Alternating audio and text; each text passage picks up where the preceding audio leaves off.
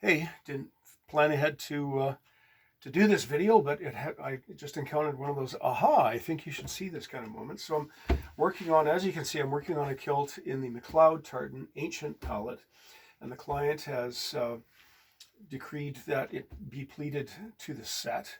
So of course, not having done too many kilts pleated to the set for quite a while, I had to stop and think and carry on. But I've done pretty well because I started that first pleat this morning and I'm just about 3/4 of the way through. This is the center pleat here.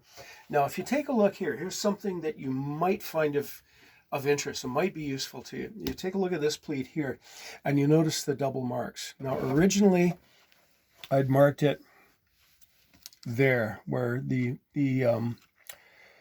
following established protocols, particularly the one that you see in that Art of Kilt Making book, where they rigidly, like mathematically practically, break down the tartan into elements and then keep repeating those elements. So I'd marked that on the original layout, and then I went, hang on, something didn't quite look right. So here's a handy little thing when you're seized by doubt.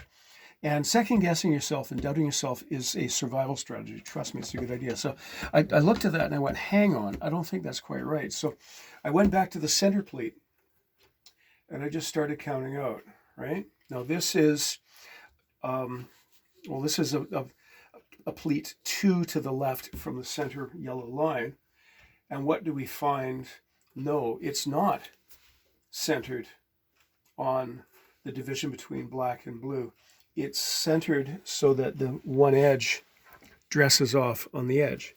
Now, somebody may decry this as, quote, not being proper, but it works. So what? There's no one correct way. This is a way that I use that I find helpful, because if you find, see, if you're working out, so I go back to the center, quick check, center pleat, and I count out, and I can check each pleat, right, to see that they're uniform, because the eye appreciates symmetry. And on top of that, this is going to be curved around the figure. So that gives us a bit of an out. But what's more important is that the eye appreciates symmetry and is jarred by asymmetric layout. So by counting out from the middle, I can double check to see, oh wait, no, it shouldn't be like that. I should move the mark over. And again, that's absolutely valuable, because otherwise you have too much confidence in yourself and you sew that and you go roaring past it. And then later on you look at it and go, either from this side or on the back side, when you'll see that one pleat is either markedly shallower or markedly deeper from the adjacent ones, and you'll go, what happened there? And then you'll have to undo the work back to that point and do it up again. So there you go.